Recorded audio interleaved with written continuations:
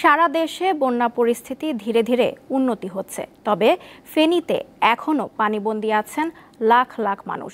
সেখানকার পরিস্থিতি জানাতে দাগনভূঞা থেকে সরাসরি যুক্ত আছেন সহকর্মী আব্দুল্লাহ আল মামুন। মামুন, দাগনভূঞা সহ ফেনী থেকে পানি নামতে এত দেরি হচ্ছে কেন, সেই বিষয়ে আমাদের কিছু বলেন।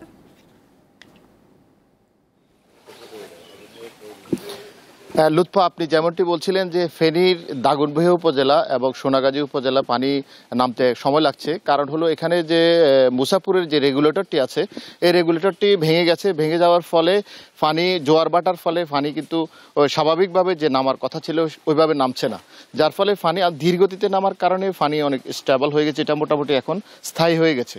আমি এখন আছি ফেনীর দাগনভূঞা উপজেলার পূর্ব চন্দ্রপুর ইউনিয়নের ওমরাবাদ গ্রামে। এই গ্রামে যে সড়কটিতে দাঁড়িয়েছিলাম এই সড়কটি হলো ফেনী সোনামুড়ি সড়ক। এই সড়কে এখন হাঁটু পরিমাণ পানি এবং কোথাও কোথাও এই সড়কের কোমর পর্যন্ত পানি আছে। দাগনভূঞা নয়, শুধু সোনাগাজীও একই অবস্থা। ইতিমধ্যে বন্যা পরিস্থিতির কিছুটা উন্নতি হয়েছে ফুলগাজী, পরশুরাম এবং ছাগলনাইয়া উপজেলায়। ওখানে পানি নেমে গেছে, এখন ক্ষতচিহ্নগুলো বেশি উঠেছে।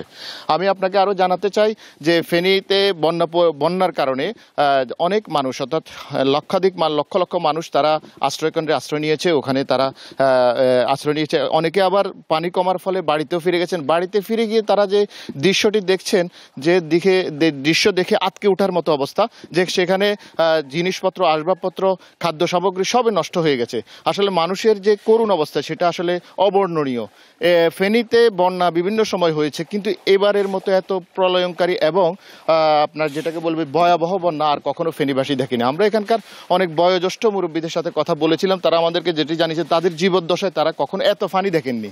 বন্যা হয়েছে কিন্তু পানিও উঠেছে, কিন্তু এই পরিমাণ পানি, সড়ক ডুবে যাওয়া, বাড়ি ডুবে যাওয়া, কোথাও কোথাও একতলা ভবনের অর্ধেক অংশ ডুবে যাওয়া, এটা আসলে খুবই নজিরবিহীন একটি ঘটনা। তো আমি কথা বলেছিলাম ফেনী জেনারেল হাসপাতালের যিনি তত্ত্বাবধায়ক আছে ওনার সাথে, যে পানিবাহিত বন্যার ফলে পানিবাহিত নানা রোগে মানুষ আক্রান্ত হচ্ছে। তারা জ্বর, সর্দি, আমাশয়, ডায়রিয়া সহ বিভিন্ন রকম পানিবাহিত রোগে এবং শ্বাসকষ্ট সহ বিভিন্ন রোগে তারা আক্রান্ত হচ্ছেন।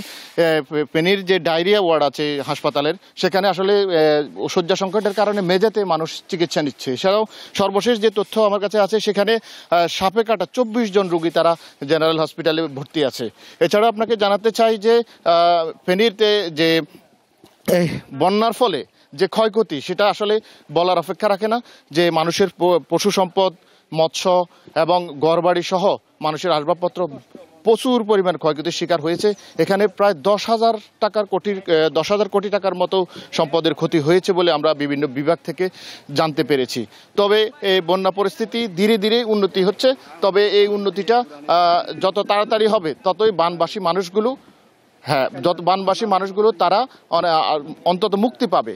এখন তাদের প্রত্যাশা বন্যার পানি নেমে যাওয়ার সাথে সাথে তারা যেন পুনর্বাসিত হতে পারেন, তারা যেন আবার তারা ঘুরে দাঁড়াতে পারেন, এটাই তাদের প্রত্যাশা। এই ছিল আমার কাছে ফেনীর বন্যা পরিস্থিতির সর্বশেষ। দাগনভূঞা থেকে জানাচ্ছিলেন সহকর্মী আব্দুল্লাহ আল মামুন।